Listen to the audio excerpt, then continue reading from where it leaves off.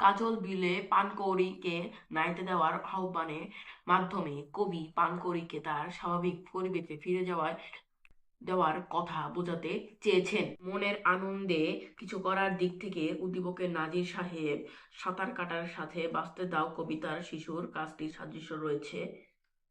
কে যেই তো যেই কে রাইছে। ও বন্ধু, তুই আইসস? বন্ধু, আজকে খেলবো না রে ভাই। ব্যাডমিন্টন খেলবি তোরা? ও আচ্ছা ভাই, যা তো ভাই, আজকে খেলবো না। প্রচণ্ড মাথা ব্যথা, কালকে সারা রাত ধরে ম্যাচ দেখছি তো, ওই জন্যেই। নাহলে তোর সাথে খেলতাম ভাই, মাফ করে দিস আমারে। আজকে তোরে খেলতে নিতে পারবো না, আর খেলতে যাইতেও পারবো না। খুবই খুবই মাথা ব্যথা করতেছে, তুই গেলা গায়ে, এখন আমি ঘুমাবে যাম। আচ্ছা, বাই বাই। আইসা আমার কালকে পরীক্ষা, আমার পড়তে হবো। উই এসে বলে খেলাবো। তুই কি একলা আমাকে খেলতে যায়, একলা খেল। আমার কেন নিয়ে যাইতেছস? নিজে বলে নিজে মর, আমার নিয়ে যাবি কে? খেলবে রাইস এ, চল খেলি।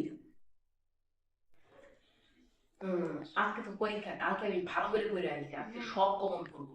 তাও একবার বন্ধু দিই তো জিজ্ঞেস করে, ওর কি কমন পড়বো নাকি। বন্ধু, তো তোর কি অবস্থা? তোর কি সব কমন পড়বো? কি ভাবতেছস? বন্ধু, আমার তো ভালোই হবো মনে হয়, কিন্তু কাউকে তো করি নাই, জানি না কি হবো।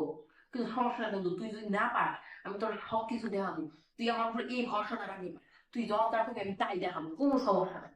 ও বন্ধু, এই সবাই চুপ, সবাই চুপচাপ পরীক্ষা দাও। আর এই যে খাতা নাও, এই যে প্রশ্ন নাও, চুপচাপ পরীক্ষা দাও। Okay sir. ভাই, আমার কিছুই কমন পড়ে নাই, কালকে এত করে পড়লাম, কিছুই তো কমন পড়লো না। আচ্ছা, বন্ধু তো কইছিল যে ওই আমাকে দেখাবো, ওকে একবার জিজ্ঞেস করি। বন্ধু, তুই আমার আমাকে একটু দেখা, আমি কিছুই পারতাছি না। বন্ধু, আমার ভাই ডাক্তার ডাকিস না তো ভাই, আমি কিছুই পারতাছি না। আমি নিজেরই কিছু কমন করতেছি না, কি কম। ভাই আমি প্লিজ ডাকিস না, তুই নিজের মতো পরীক্ষা দে। স্যার, এক্সট্রা পেজ দেন। ভাই আমার তো কিছুই পারতাছি না, আমি কি করবো, কি লিখবো ভাই, কিছুই পারতাছি না। আল্লাহ, অন্যদিক তো ওই একদম পাতা নিয়ে ভরা গেলাইতেছে, আবার কয়েক কিছুই পাই নাই। কি করি?